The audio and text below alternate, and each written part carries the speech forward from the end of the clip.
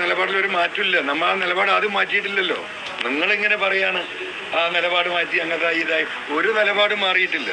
നമ്മളൊക്കെ വലിയ കാര്യത്തിൽ തെരഞ്ഞെടുപ്പ് എന്ന് പറയാം. തെരഞ്ഞെടുപ്പ് കമ്മീഷൻ പുറകോട്ട് പോയിക്കൊണ്ടിരിക്കുക. നിങ്ങൾ അതൊന്നും അന്വേഷിക്കുന്നില്ല. തെരഞ്ഞെടുപ്പ് ഉണ്ടാകുമോ എന്ന് ഇപ്പോൾ പറയാൻ പറ്റാത്ത സാഹചര്യത്തിലേക്ക് കാര്യങ്ങൾ നീങ്ങുന്നുണ്ട്. ഞാൻ തുടക്കം മുതൽ പറഞ്ഞാണ്. കാരണം പിണറായിയും CPM-ഉം RSS-ഉമായിട്ടുള്ള കേന്ദ്രവുമായിട്ടുള്ള ബന്ധം, ആ ബന്ധം ദുരുപയോഗം ചെയ്തുകൊണ്ട് ഈ തെരഞ്ഞെടുപ്പ് മാറ്റിവെക്കുക എന്നത് ആരുടെ ആവശ്യമാണ്? പിണറായിയുടെ ആവശ്യമാണ്. പിണറായിസത്തിനെതിരെയുള്ള വോട്ടാണ് വരാൻ പോകുന്നത്. അത് കേരളത്തിലെ 140 മണ്ഡലങ്ങളെയും ബാധിക്കും. അതുകൊണ്ട് തെരഞ്ഞെടുപ്പ് ഇല്ലാതാക്കുക എന്നത് CPM-ന്റെ ആവശ്യമാണ്. ആ CPM-ന്റെ ആവശ്യത്തോടൊപ്പം BJP നിന്നുകൊടുക്കുന്ന രാഷ്ട്രീയ സാഹചര്യമാണുള്ളത്.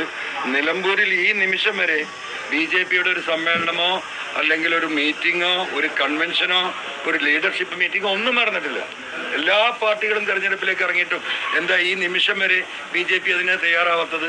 അതിൽ നിന്നൊക്കെ നമ്മൾ കൂട്ടി വായിച്ചെടുക്കേണ്ടത്, എന്തെങ്കിലും മാർഗമുണ്ടെങ്കിൽ ഈ തെരഞ്ഞെടുപ്പ് നടത്താതിരിക്കാൻ പിണറായി ശ്രമിക്കും. അതിന് RSS BJP കേന്ദ്ര നേതൃത്വം നിലമ്പൂരിൽ ഈ നിമിഷം വരെ BJP-യുടെ ഒരു സമ്മേളനമോ അല്ലെങ്കിൽ ഒരു മീറ്റിങ്ങോ ഒരു കൺവെൻഷനോ ഒരു ലീഡർഷിപ്പ് മീറ്റിങ്ങോ ഒന്നും നടന്നിട്ടില്ല.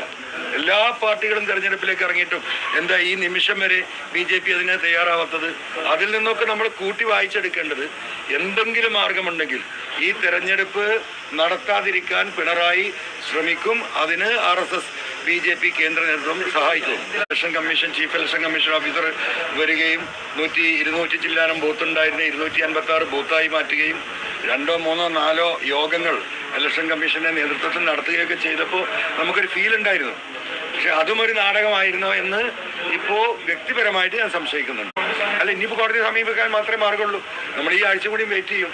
ഈ ആഴ്ചക്കുള്ളിൽ തീരുമാനമില്ലെങ്കിൽ ബഹുമാനപ്പെട്ട ഹൈക്കോടതിയെ സമീപിക്കുക എന്നത് മാത്രമേ അതിന് മാർഗമുള്ളൂ.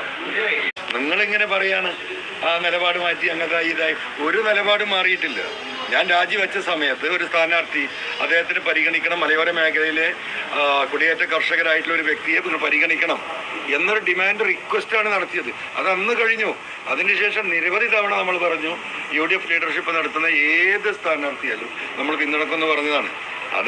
അതിന് എന്താ പറയാ, തിരിക്കുന്നോ മറിക്കുന്നോ നിങ്ങളാണ്. ഞാൻ എൻ്റെ നിലപാടൊന്നും മാറിയിട്ടില്ല. ഞാൻ പറഞ്ഞതിൽ നിന്ന് പിന്മാറിയിട്ടില്ല. അതാ പറഞ്ഞത്. നമ്മൾ വളരെ ഫ്രൂട്ട്ഫുള്ളായി ചർച്ച നടത്തിയിട്ടുണ്ട്. ഇനി UDF യോഗം ചേർന്ന കാര്യങ്ങൾ ചർച്ച ചെയ്ത് ഒരു ഡിസ്കഷനും കൂടി ഉണ്ടാകും. അതിനുശേഷം തീരുമാനങ്ങളുണ്ടാവും. തെരഞ്ഞെടുപ്പ് ഉണ്ടാകുമോ എന്ന് ഇപ്പോൾ പറയാൻ പറ്റാത്ത സാഹചര്യത്തിലേക്ക് തെരഞ്ഞെടുപ്പ് കമ്മീഷൻ പുറകോട്ട് പോയിക്കൊണ്ടിരിക്കുക. നിങ്ങൾ അതൊന്നും അന്വേഷിക്കുന്നില്ല.